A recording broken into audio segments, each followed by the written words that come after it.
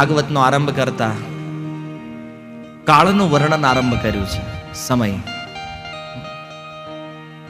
સમયનું વર્ણન કરતા કહે છે, સમય બહુ કિંમતી છે. આ જગતમાં સૌથી મૂલ્યવાન જો કોઈ વસ્તુ છે તો એ શું છે? સમય. ગમે એટલા પૈસા આપો, બાકી પાછો એકવાર જીવનમાંથી નીકળી ગયો અને એ પાછો સૂક્ષ્મ છે. ક્યારે આપણા જીવનમાંથી જતો રહે ને ખબર ન રહે. આપણને એમ થાય હજી તો બહુ મોડું નથી થયું, પણ મૃત્યુ નજીક આવે ને તો ખબર પડે કે બહુ મોડું થઈ ગયું છે. કાળનું વર્ણન કરતા મૈત્રેય મુનિ કહે, બે પરમાણુ જ્યારે ભેગા થાય ને ત્યારે એક અણુ બને.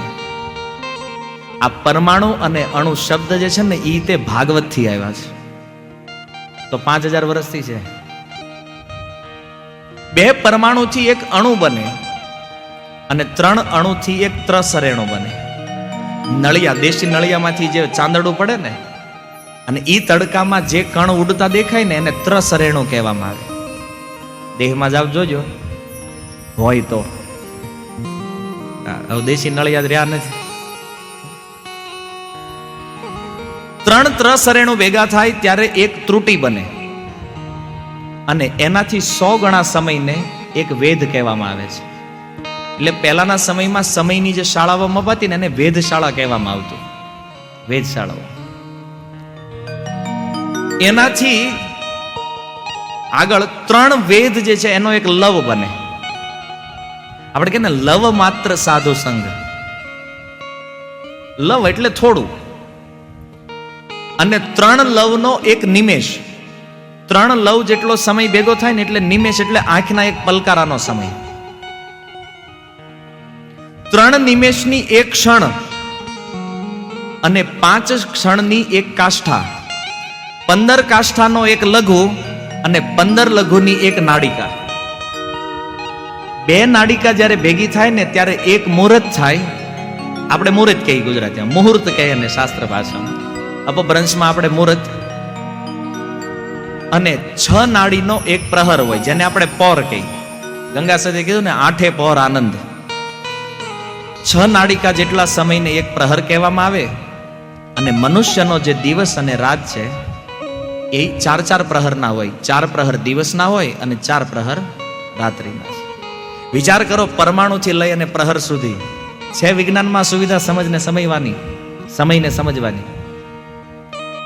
ઓછામાં ઓછું સેકન્ડ સુધી જ્ઞાન, સેકન્ડ થી મિલી સેકન્ડ, ત્યાંથી માઇક્રો, 3-4 માં પૂરું થઈ ગયું વિજ્ઞાન. આ શાસ્ત્ર છે જેની કલ્પના તે આજની બુદ્ધિ ન કરી શકે. અને વર્ણન કોનું છે? મૈત્રેય ઋષિનું. આ સમય છે ને આની પાછળ એક બહુ મોટું રહસ્ય છુપાયેલું છે. શું કામ મૈત્રેયજીએ કાળનું વર્ણન કર્યું છે? 15 દિવસ એનો એક પક્ષ હોય. શુક્લ અને કૃષ્ણ એમ 2 પક્ષ છે. અને આ 2 પક્ષ ભેગા થાય એટલા સમયને એક માસ કહેવામાં આવે છે. 2 માસની એક ઋતુ હોય. 6 માસનો એક અયન, ઈ 2 હોય, એક દક્ષિણાયન અને એક ઉત્તરાયણ. અહીંયા જ્યારે 2 અયન થાય ત્યારે આનાથી ઉપર જે સ્વર્ગલોક છે એ દેવતાઓનો એક દિવસ થાય. સીધી ગણતરીમાં પૃથ્વીલોક ઉપરનું 1 વર્ષ એટલે દેવતાઓનો 1 દિવસ. મનુષ્ય લોકમાં જે મનુષ્ય છે એનું આયુષ્ય 100 વર્ષનું હોય. મૈત્રેય ઋષિ વર્ણન કરતા કહે છે પૃથ્વીલોકની અંદર કળયુગમાં મનુષ્ય 100 વર્ષ જીવે. અને કાળ સ્વરૂપ જે સૂર્ય છે 12 રાશિઓમાં ભ્રમણ કરી પરમાણુથી સંવત્સર સુધી નિરંતર ભુવનકોશની પરિક્રમા કર્યા કરે છે. 1 વર્ષ 12 રાશિઓમાં ભ્રમણ કરતા સૂર્યને 1 વર્ષ લાગે. તો વિદુરજીએ પ્રશ્ન કર્યો, હે મૈત્રેયજી, તમે મનુષ્ય અને દેવતાઓના આયુષ્યનું વર્ણન કર્યું. હવે મારી ઈચ્છા એ છે કે આ ત્રિલોકીની બહાર જે છે એના આયુષ્યનું વર્ણન કરો. ત્યારે મૈત્રેયજી કહે છે, સત્ય, ત્રેતા, દ્વાપર અને કલી, આ 4 યુગ હોય છે. અને ચારેય યુગોની બબ્બે સંધ્યાઓ હોય છે. અને સંધ્યા અને સંધ્યાઓના અંશ મળીને ટોટલ 12,000 વર્ષ સુધી આ યુગો પરિવર્તિત થતા રહે છે દેવતાઓના. તો આ જે 4 યુગ છે એ ક્રમશઃ સતયુગમાં 4,000 વર્ષ હોય, ત્રેતાયુગમાં 3,000 વર્ષ છે, દ્વાપરમાં 2,000 વર્ષ અને કળિયુગમાં 1,000 વર્ષ હોય. મૈત્રેય ઋષિ આ વર્ણન કરે છે. પણ આ વર્ષોની જે સંખ્યા આપી કયા વર્ષ છે? આ દેવતાઓના વર્ષોની ગણતરી છે. અને જેટલા વર્ષ હોય, માનો કે 4,000 વર્ષ છે તો એના અડધાના 2 100 ગુણાંકમાં 4,000 ના થાય 400 અને એના ડબલ એટલે 800. તો હરેક યુગની અંદર એટલા સંધ્યાના વર્ષો હોય. હવે છે ને મગજ થોડું ખુલ્લું રાખજો આમાં, કારણ કે આ વર્ણન એવું છે. ઘણી વાર ભક્તોની પ્રશ્ન થઈ કે પ્રભુ તમે આ બ્રહ્માજીનું આયુષ્ય શું કામ કે કરો છો? કોઈને સમજાતું જ નથી એ કઈ. આ એટલા માટે કહેવું જરૂરી છે કે ભગવાનના સ્વરૂપને અને ભગવાનના અવતારોને જો સમજવા હોય ને ભાગવતની અંદર, તો આ આયુષ્યની ગણના અને આયુષ્યના વિષયમાં ખબર હોવી જોઈએ. નહીતર તમને કાંઈ ખબર નહીં પડે ભગવદ અવતારોમાં. કાલ નરસિંહ જયંતિ ગઈ ને, ભાગવતમાં લખ્યું છે નરસિંહ ભગવાન સતયુગમાં પ્રગટ થયા છે. પણ કયા સતયુગમાં થયા કેમ ખબર પડશે? આ નથી ખબર તો કેવી રીતે એનો આંકડો કાઢશો? તો ભગવાન રામ ત્રેતામાં આવ્યા, કયા ત્રેતામાં આવ્યા છે ખબર નથી. 7મા મન્વંતરની 24મી ચતુર્યુગી અને એનો ત્રેતા જ્યારે ભગવાન રામ આવે છે અહીંયા. 7મા મન્વંતરની 17મી ચતુર્યુગી અને એના સતયુગમાં ભગવાન નરસિંહ પ્રગટ થયા છે. આ તથ્યોને જાણવા હોય ને તો આયુષ્ય સમજવું જરૂરી છે.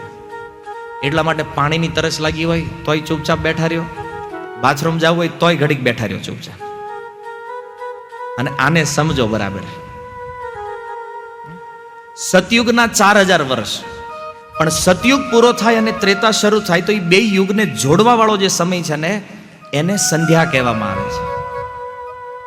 અને જેટલા 1000 વર્ષ હોય ને એના 100 ગુણાંકમાં એના ડબલ સંધ્યાના વર્ષો હોય. 4,000 સતયુગના દિવ્ય વર્ષ છે એટલે એના ગુણ્યા 100 કેટલા થાય? 400, 100 ગુણાંકમાં. અને એના ડબલ કેટલા થશે? કારણ કે 2 સંધ્યા હોય ને એટલે ડબલ કર્યા છે. એક સંધ્યાના 400 વર્ષ અને બીજી સંધ્યાના 400 વર્ષ એટલે 800, એટલે ટોટલ 4800 વર્ષ થાય. અને એને જ્યારે મનુષ્યના વર્ષો સાથે ગણતરી કરવામાં આવે ગુણ્યા 365માં, ત્યારે પૃથ્વી ઉપરના વર્ષો આવે 17,28,000 વર્ષ સતયુગ ચાલે અહીંયા. એવી રીતે ત્રેતાના 3,000 દિવ્ય વર્ષ અને એના 100 ગુણાંકમાં કેટલા થાય? 300 અને એના ડબલ 600, એટલે 600 સંધ્યાના ટોટલ 3600 વર્ષ. એને પૃથ્વીના વર્ષમાં ગુણાંક કરો એટલે ત્રેતાયુગનું આયુષ્ય થાય 12,96,000 વર્ષ. આ પૃથ્વીના ત્રેતાયુગ ચાલે. પછી આવે દ્વાપર, 2000 દિવ્ય વર્ષ અને એના ગુણાંકમાં આવશે 400, 200 પ્લસ, એટલે દ્વાપર યુગના થયા 2400 વર્ષ. અને પૃથ્વીના ગુણાંકમાં થશે 8,64,000 વર્ષ. અને ચોથો કળિયુગના 1000 દિવ્ય વર્ષ અને 200 સંધ્યાના વર્ષ કળિયુગના થયા 1200 વર્ષ. અને એ 1200 વર્ષને પૃથ્વીના વર્ષમાં ગુણાંક કરો એટલે આંકડો આવે 4,32,000 વર્ષ કળિયુગ ચાલે. અને આ ચારેય જે યુગના જે વર્ષો છે પૃથ્વી ઉપર, આ ચારેયનો સરવાળો કરો એટલે થાય 43,20,000 વર્ષ. આ 4 યુગનો સમય. અને 4 યુગના સમયને એક ચતુર્યુગી કહેવામાં આવે. એક ચતુર્યુગી. અને એ એક ચતુર્યુગી 43,20,000 ગુણ્યા 1000 કરો ને એટલે બ્રહ્માજીના 12 કલાક થાય. 1000 વાર સતયુગ વયો જાય, 1000 વાર ત્રેતા, 1000 વાર દ્વાપર ને 1000 વખત જ્યારે કળિયુગ ફરે ત્યારે બ્રહ્માજીનો કેટલો સમય થાય? 12 કલાક. આવડી જ પાછી બ્રહ્માજીની રાત હોય બીજી 12 કલાક. એટલે બ્રહ્માજીના 24 કલાક તમારે ગણવા હોય તો 43,20,000 એને ગુણ્યા 2000 કરો એટલે 8,64 કરોડ વર્ષ જ્યારે આ પૃથ્વી ઉપર જાય ત્યારે બ્રહ્માજીનો એક દિવસ જાય. અને આવું બ્રહ્માજી 100 વર્ષ જીવે. બ્રહ્માજી જે છે અને ઈ બ્રહ્માજીના એક દિવસમાં 14 મનુઓ થાય. એક મનુ મહારાજનું શાસન 71.42 ચતુર્યુગી ચાલે. પછી મનુ મહારાજ બદલાઈ જાય. એવા 14 મનુઓ દિવસમાં. રાતે કોઈ મનુ ન હોય, રાતે બ્રહ્માજી હોઈ જાય. ફરીથી પાછો સવાર પડે, બીજો દિવસ ચાલુ થાય એટલે ફરીથી પાછા 14 મનુઓ વારાફરતી પ્રગટ થાય. અત્યારે વર્તમાન સમયમાં કયો મન્વંતર ચાલી રહ્યો છે તમને ખબર છે? લગ્ન થઈ ગયેલા છે, કારણ કે તમારા લગ્ન જ્યારે થયા છે ને ત્યારે આ બ્રાહ્મણો બોલ્યા હશે, વૈવસ્વત મન્વંતરે, જંબુદ્વીપે, ભરત વર્ષે. પણ આપણું તેમાં ક્યાં ધ્યાન હોય? આપણે ઘરે જવું હોય. મંત્રમાં તો આપણું કઈ ધ્યાન હોતું નથી. કયો મન્વંતર ચાલે છે? 7મો મન્વંતર છે. પહેલા મનુ મહારાજ જે થાય છે એનું નામ હોય છે સ્વયંભૂ મનુ, દ્વિતીય સ્વારોચિસ, ત્રીજા ઉત્તમ, ચોથા તામસ, પાંચમા રૈવત, છઠ્ઠા ચાક્ષુષ અને આ વર્તમાનમાં જે 7મા મનુ છે એનું નામ છે વૈવસ્વત, જે ભગવાન વિવસ્વાન સૂર્યદેવના પુત્ર છે. અને આ 7મો મન્વંતર અને બ્રહ્માજીનું કેટલામું વર્ષ ચાલે છે? 51મો. આ બ્રહ્માજીનું 51મું વર્ષ રનિંગ છે. અને 51મા વર્ષનો પહેલો દિવસ અને એનો બપોર થયો છે. પહેલા દિવસ આ વૈદિક ગણના છે. ઘણા લોકો કેમ તમે કહી દો 5000 વર્ષ પહેલા કૃષ્ણ થયા. કેમ 5000 નહીં, 5219 વર્ષ પહેલા થયા ને એટલું પરફેક્શન છે આ વૈદિક પંચાંગની અંદર. આજના કેલેન્ડરો શું કાળની ગણતરી કરી શકે? તો સમજવાનું એ છે કે બ્રહ્માજીનો દિવસ આટલો લાંબો, તો પછી એક પ્રશ્ન થાય ને, બ્રહ્માજી આખો દિવસ કરે શું? આટલો લાંબો દિવસ છે, બ્રહ્માજી આખો દિવસ શું કરે છે? તો આ સૃષ્ટિનું સર્જન જે છે એ પ્રતિદિન ચાલતું હોય છે. આખો દિવસ બ્રહ્માજી સૃષ્ટિનું સર્જન કરે, ત્રિલોકીની રચના કરે અને જ્યારે રાત્રિ થાય ત્યારે બ્રહ્માજી સૂઈ જાય. વળી પાછો દિવસ થાય, વળી સર્જન શરૂ થાય, રાત્રિ પડે, બધું સર્જન બ્રહ્માજીમાં વિલીન થઈ જાય, ફરીથી દિવસ થાય, બ્રહ્માજી ફરીથી સૃષ્ટિનો આરંભ કરે. આ ક્રમ ચાલતો રહે જ્યાં સુધી બ્રહ્માજી જીવે ત્યાં સુધી. તો આવા બ્રહ્માજી જેના 100 વર્ષ પૂરા થાય ત્યારે પ્રલય થાય અને પ્રલયમાં આખું બ્રહ્માંડ જે છે એ બ્રહ્માંડનો નાશ થઈ જાય.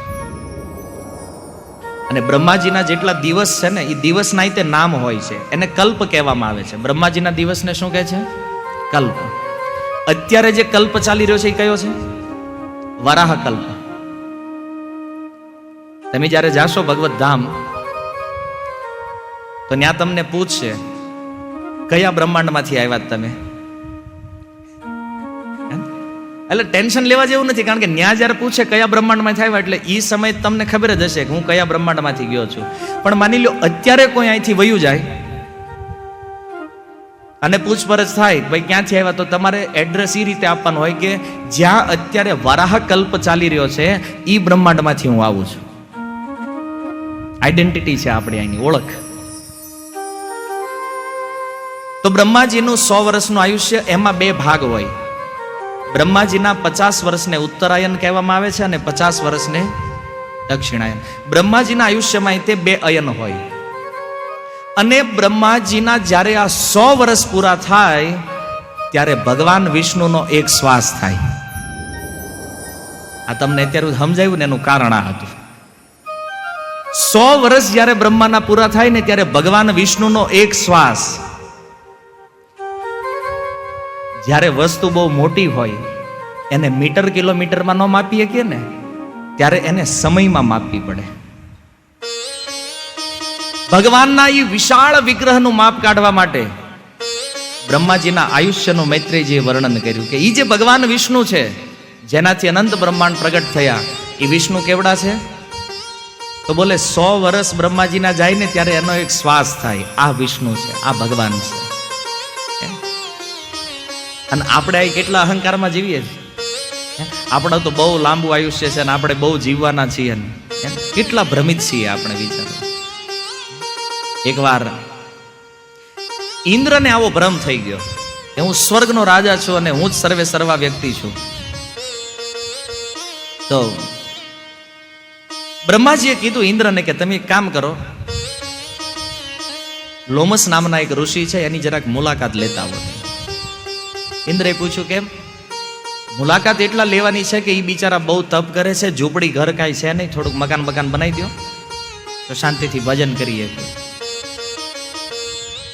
ઇન્દ્ર આવ્યા લોમસ ઋષિ પાસે અને જોયું કે એક પૂળો રાખતા, ઘાસનો પૂળો સમજો છો ને?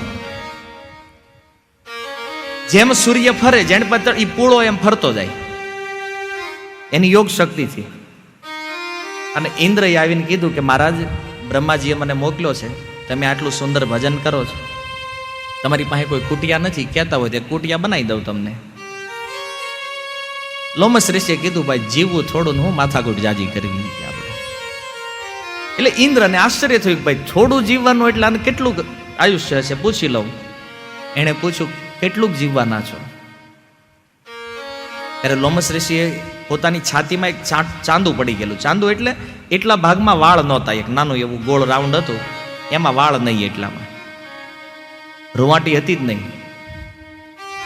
લોમસ ઋષિએ કીધું કે આ મારા જે રૂવાટા છે ને, એક રૂવાટું જ્યારે ખરે ને ત્યારે એક બ્રહ્મા મરે. એટલે આ થોડાક બ્રહ્મા ગયા છે ને એટલે અહીંયા થોડુંક રાઉન્ડ થઈ ગયું છે. એમ જ્યારે મારા શરીરના બધા રૂવાટા ખરી જાય ને ત્યારે મારે મરવાનું. આ તો અનંત આયુષ્ય છે ને. આટલા આયુષ્ય વાળા લોમસ ઋષિ કહે છે કે જીવવું થોડું, માથાકૂટ હું જાજી. આપણે 60-70 વર્ષના છીએ, હજી 60-70 અહીં રહેવાના, અને આપણા પ્રોબ્લેમનો પાર નથી, છે કે નથી? લોમસ ઋષિની સામે આપણી વેલ્યુ શું છે? એક મચ્છર જેટલી નથી. તોય આપણે અહીંયા ઘર બનાવવું છે ને ઓલા પડે બનાવવું છે ને, મુંબઈમાં ને અમેરિકાના કેટલા પ્લાનિંગ છે આપણા મનમાં.